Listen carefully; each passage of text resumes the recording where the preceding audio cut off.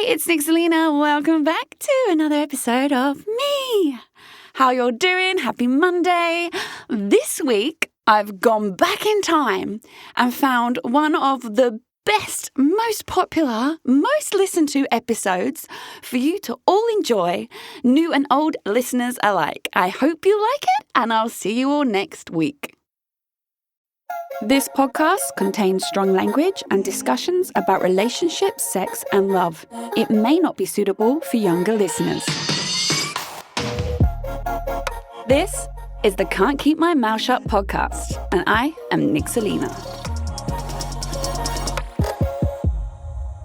Hey everyone, it's me. Hi, Nixalina here. Welcome back to another episode of my podcast.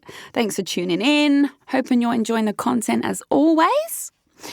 This episode is very, very important for those going through a breakup and or having to disconnect from a toxic relationship. It is called the no contact rule after a breakup. Okay. So the no contact rule is extremely significant to relationships that were toxic of all forms, and you are entering the breakup and or the breakup was just happened. The no contact rule is also really important for normal breakups, for healthy breakups. The no contact rule is also extremely important if you are just taking a break from a relationship. Basically, the no contact rule is important and should be implemented at every opportunity when your relationship is having time out and or ended. So what is the no contact rule? It basically means no stalking on social media, no texts, no calls, no emails, no sending photos. No reaching out to family, no hanging out with friends, no discussing that person with their friends, no finding out from mutual friends what they're up to. No contact means no fucking contact, right? None. That sounds impossible, doesn't it? Yeah, it is. It's nigh on impossible. So what happened? Let me talk you through my no contact. What happens is you go through the breakup, and you want to know why, especially if it's toxic or you've been betrayed. Why has this happened? Why are you doing this to me? And you're angry and you're crying and you're screaming and you're devastated. And why don't you love me? And why is this happening? And your world's been torn apart. Most of the time, those conversations don't end anywhere productive.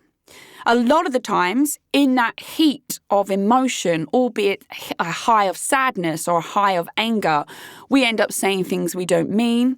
You can often come off looking irrational or illogical. And if you are dealing with a toxic person, those conversations won't touch the surface with this person, right? So, what you need to understand is whatever you feel, voicing it to the person in question is futile, okay? There is an exception, and I'll come back to that.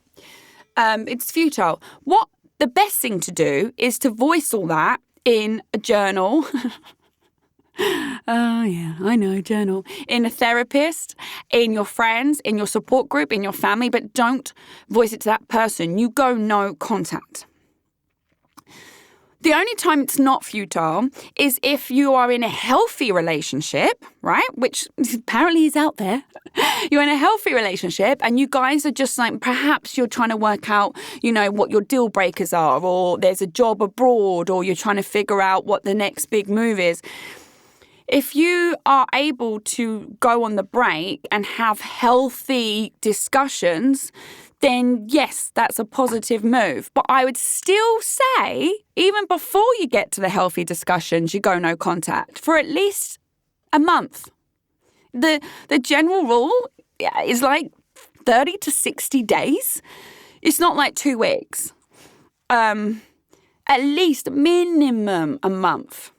Because even in the healthy relationship break up or just a break, you still need that time of absolute no contact to start putting into place your own thoughts. You need to take a step back from like the emotional side and then objectively look at the situation. Okay, I love this person. What qualities do they have that I love? Is this where I see my future? Am I, feeling absolutely gutted that they're gone? Do I think that perhaps these things could be resolved? You need that space and time apart and no contact to be able to come to a solution together. If it's a toxic relationship and it actually is a breakup, say you were lied to or you were cheated on, they're like the main betrayal go-tos, right? Then the no contact rule is absolutely necessary to implement as soon as you possibly can. Situations like mine, I couldn't implement no contact because I was still living in the penthouse. So I was still having emails for months and months and months, email communications, but I did block him off my phone. He blocked me. He didn't have any social media anyway, thank God. But if he did, I would have blocked that. And I pushed as hard as I could for myself to remain no contact. And what I realized is I broke it loads, right? I mean, we're all human. Let's be honest. It's so fucking difficult. Especially if your whole world is just suddenly fall apart and it wasn't planned. But every time you break no contact, you go, right, the next morning, gonna get back on that horse. You just keep trying. A bit like quitting smoking. Okay, I fucked up yesterday. I had a cigarette. I'm doing it from now. You keep going until you get it right. And what happens when you really do go no contact, and I can tell you from absolute personal experience, you start to heal faster than you ever imagined. It's like all the while you're going, what, even if you're reaching out going, why have you done this? Why have you fucking done this to me? How could you do this? You're a piece of shit. How could you fucking lie so much? You do whatever. You're still throwing energy at that person. That person is still in your life. And that person is still negatively affecting you. You are energetically connecting yourself still to the person that caused the pain in the first place. And it's madness to think you can heal in the same place you got sick. I'm going to say that again. It's madness to think you can heal in the same place you got sick. It's impossible. When you implement the no contact, and if you're dealing with sociopaths, psychopaths, narcissists, toxic people, pathological liars, if you're dealing with all these wonderful types of humans, they are probably going to be on your balls trying to keep the connection. They don't like losing things, and you're a thing they lost, and they don't like letting people go. They don't like being exposed for the horrible person they are. They don't like people finding out about how awful they are on the inside, and they don't like losing. These people are going to take your no contact as like a personal attack, and they will try and hoover you back in. They will try and suck you back in. If you give them the space to communicate, they're so clever with their words that you will trip and fall and you'll believe them, and you'll suddenly be back in the relationship, and then they're back to treating you like crap again. No contact protects your own boundary, protects your energy. It also gives you the silence and the peace to sit with your own thoughts. Now, don't get me wrong, it's so painful to do it at the beginning. You think you're going to die. You think, I can't get through the next day. I can't do this. I can't get through the next day. I can't get through the next day. You feel extremely isolated. You feel alone. You feel abandoned. You feel like all the feels, all the negative, horrible feels. If you can just stick your heels in and grip on and remain strong with going no contact, you'll soon see that slowly that will change. And then suddenly you're healing way faster than you would have ever thought possible. Like if someone said to you while you're happy in a relationship, you'll be over this. This is going to end and you'll be over it in a few months. You'll be like, oh God, no, this will kill me. He's my everything. She's my everything. There's no way. I'll die if this doesn't work out. You're very dramatic and in love and full of the feels. And then you start to realize that actually, like, you're okay. It's okay. And then with the no contact, what happens is you start to realize your own worth and you devalue them in your mind because you've probably put them on a pedestal and you've been smashed back down to earth with the reality of who they are and the things they've done to you and the reasons why this breakup has happened in the first place. And then you're like, right, now I can see you clearly because you've had the time and space and silence. You must disconnect. The no contact rule after a breakup is the one thing I am like 110% about. It's the thing to do. And I don't usually work in absolutes, but 110% no contact. And like I said, even if it's a healthy breakup, even if it's like a break, you got to go no contact. We have to learn to regulate our own emotions. We have to learn to regulate our own self-esteem. We have to learn to exist on our own. You put all your happiness into someone else. You put them as the purveyor of your own needs and wants and what gets you through the day. You're fucked. You're not self-regulating. You're not able to be standalone. You've made yourself whole only if you're with someone else. That's extremely dangerous. And I get it. We all do it, especially empaths. It's empaths with no boundaries. Hey, come at me. We're like, God, narcissistic dynamite for that kind of level of just selfless give.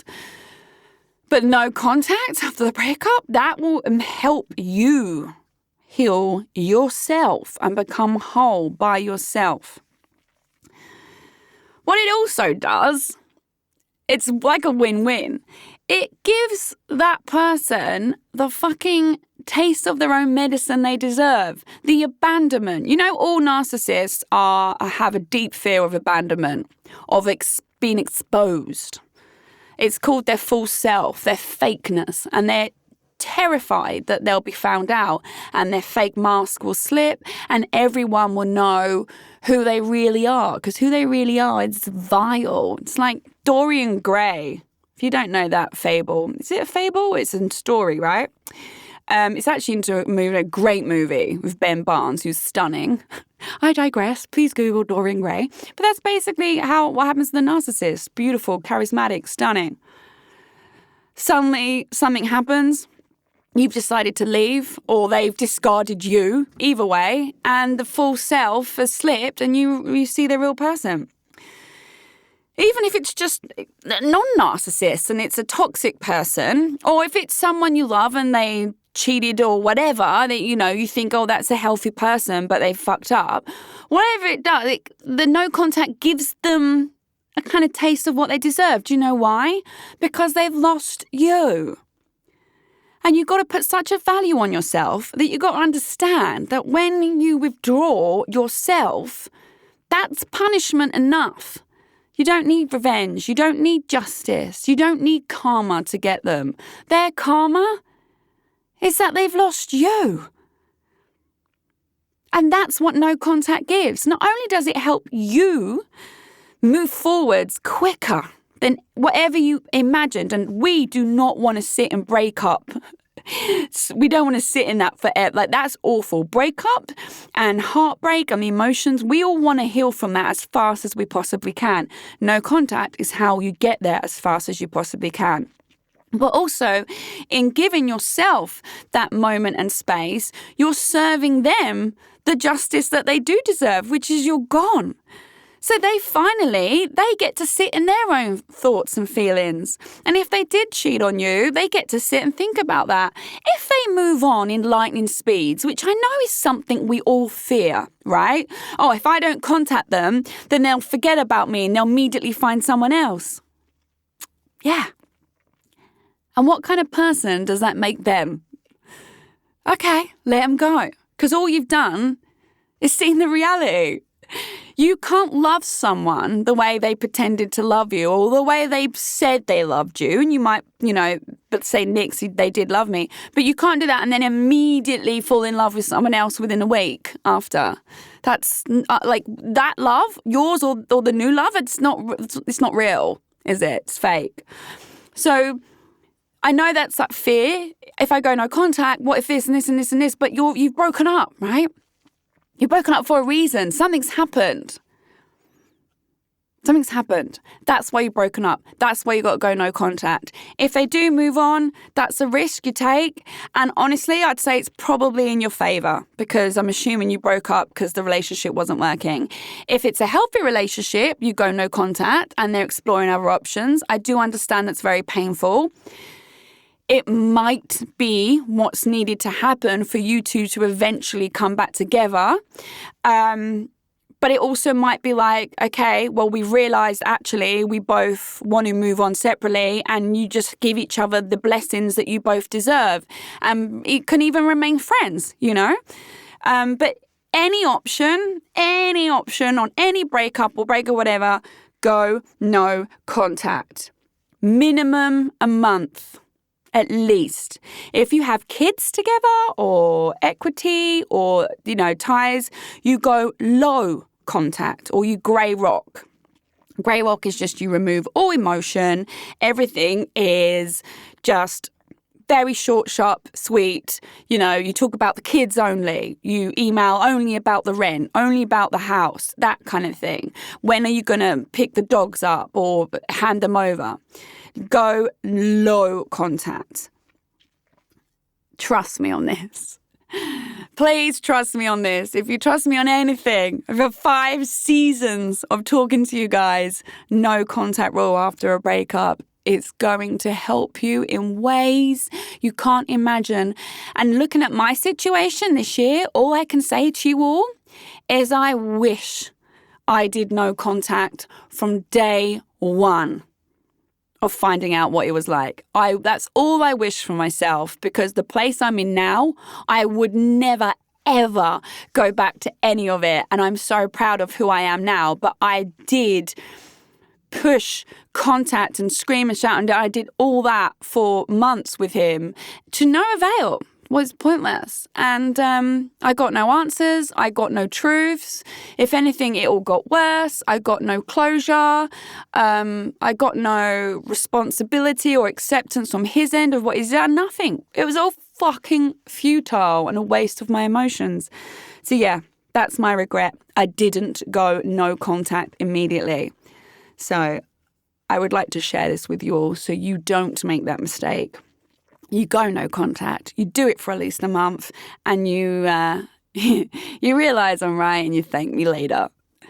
And that is the end of this episode. I look forward to seeing you all next week. As always, if you need me, slide into my DMs on Instagram at Nixalina, Nixalina.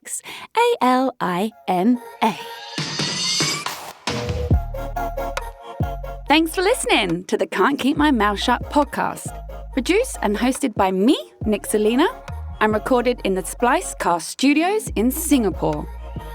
I'm available to listen to on Spotify, Apple Podcasts, Google, and all major podcast listening apps. Do subscribe to enjoy a new episode every Monday evening. Please do give me a 5-star review. It helps other people also find my podcast. For more content and features to read, you can check out my website, Nixalina.com. That's Nixalina.com. I'm also on social media. Simply search at Nixalina, Nixalina, to find me. Don't be shy. Come say hi.